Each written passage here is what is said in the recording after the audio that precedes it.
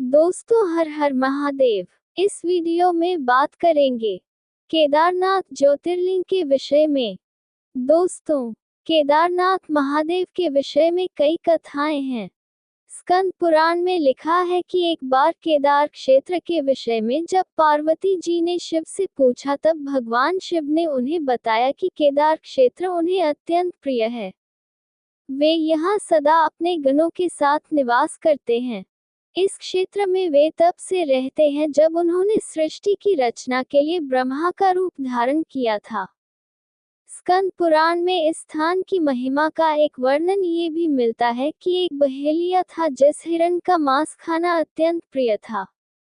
एक बार यह शिकार की तलाश में केदार क्षेत्र में आया।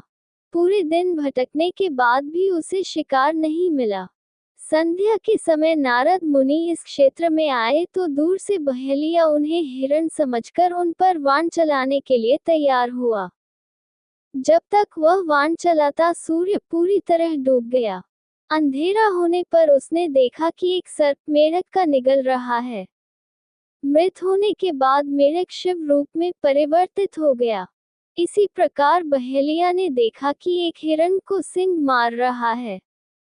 मृत हिरण शिव गणों के साथ शिवलोक जा रहा है। इस अद्भुत दृश्य को देखकर बहेलिया हैरान था।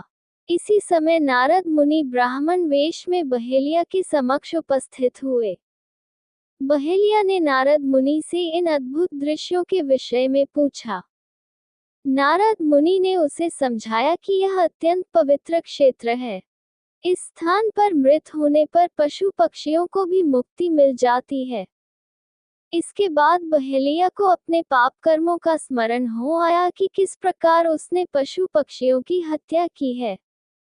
बहेलिया ने नारद मुनि से अपनी मुक्ति का उपाय पूछा। नारद मुनि से शिव का ज्ञान प्राप्त करके बहेलिया केदार क्षेत्र में रहकर शिव उपासना में लीन हो गया। मृत्यु पश्चात उसे शिवलोक में स्थान प्राप्त हुआ। केदारनाथ ज्योतिर्लिंग की कथा। केदारनाथ ज्योतिर्लिंग की कथा के विषय में शिव पुराण में वर्णित है कि नर और नारायण नाम के दो भाइयों ने भगवान शिव की पार्थिव मूर्ति बनाकर उनकी पूजा एवं ध्यान में लगे रहते। इन दोनों भाइयों की भक्तिपूर्ण तपस्या से प्रसन्न होकर भगवान शिव इनके समक्ष प्रकट हुए। भगवान शिव ने इनसे वरदान मांगने के लिए कहा तो जन कल्याण की भावना से इन्होंने शिव से वरदान मांगा कि वह इस क्षेत्र में जन कल्याण हेतु सदा वर्तमान रहें। इनकी प्रार्थना पर भगवान शंकर ज्योतिर्लिंग के रूप में केदार क्षेत्र में प्रकट हुए। केदारनाथ से जुड़ी पांडवों की कथा। शिव पुराण में लिखा है कि महाभारत के युद्ध के पश्चात पांडवों को इस बात का प्रायश्चित हो रहा था कि उनके हाथों उनके अपने भाई बंधुओं की हत्या हुई है। वे इस पाप से मुक्ति पाना चाहते थे। इसका समाधान जब इन्होंने वेद व्यास जी से पूछा तो उन्होंने कहा कि बंधुओं की हत्या का पाप तभी मिट सकता है जब शिव इस पाप से मुक्ति प्रदान करेंगे।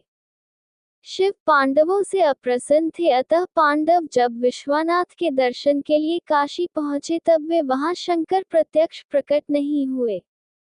शिव को ढूंढते हुए तब पांचों पांडव केदारनाथ पहुंच गए। पांडवों को आया देखकर शिव ने भैंस का रूप धारण कर लिया और भैंस के झुंड में शामिल हो गए।